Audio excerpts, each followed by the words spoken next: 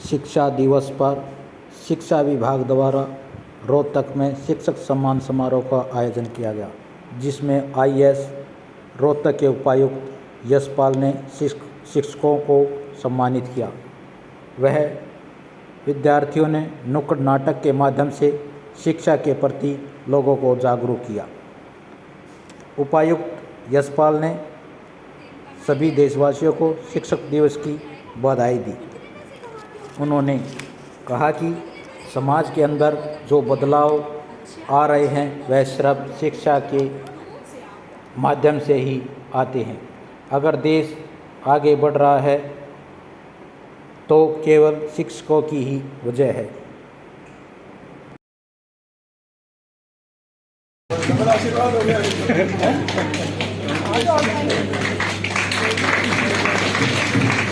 इसके बाद ये शुभजीत से, GGHS परवाना से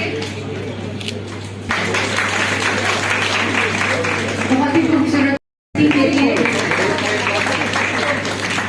अद्भुत अंक करते हैं।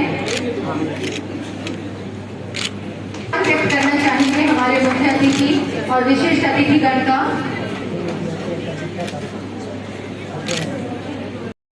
सर आप भी कृपया मंच पर आए।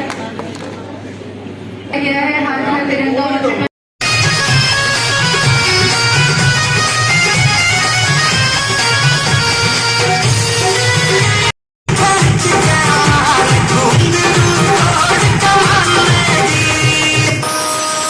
सबसे पहले तो मैं राष्ट्र निर्माता शिक्षक को शिक्षक दिवस की बधाई देना चाहूँगा। और देश जैसा भी है आज के दिन, वो सिर्फ़ और सिर्फ टीचर्स का ही बनाया हुआ है। उनका योगदान किसी भी वर्ग के योगदान से कहीं ज़्यादा है। और मैं ये बात हमेशा से खुद भी मानता आया हूँ कि माँ बाप अगर किसी पर अपने अलावा भरोसा करते हैं तो वो शिक्षक होता है, जिसको अपनी सबसे अमूल्य धरोहर वो बिना हिचक के सौंप देते हैं। और टीचर उस बच्चे का ख्याल रखकर उसे भविष्य का निर्माता बनाता है। तो ऐसे सभी शिक्षकों को आज उनके इस विशेष दिवस पर नमस्कार सलाम। आज टीचर डे है, टीचर का क्या महत्व बनता है? देखिए, शिक्षक ही राष्ट्र निर्माता है, ऐसा मैं कहता हूँ। और समाज के अंदर जितने भी बदलाव आते हैं वो सिर्फ़ और सिर्फ शिक्षा के माध्यम से आते हैं। आप देश को अगर आगे बढ़ता हुआ देखते हैं तो इसके पीछे सिर्फ़ और सिर्फ यही ताकत है।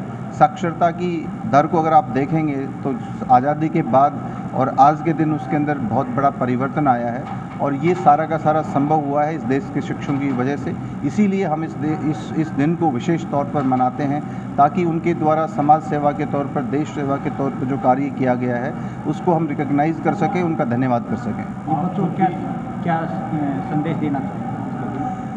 देखिए, बच्चे मैं हमेशा ये बिलीव करता हूँ कि बच्चों को पेरेंट्स के द्वारा और शिक्षकों के द्वारा एक ईमानदारी की राह दिखानी चाहिए। और जो भी चीज़ हम अपने बच्चों से उम्मीद करते हैं वो हमें खुद भी करनी चाहिए।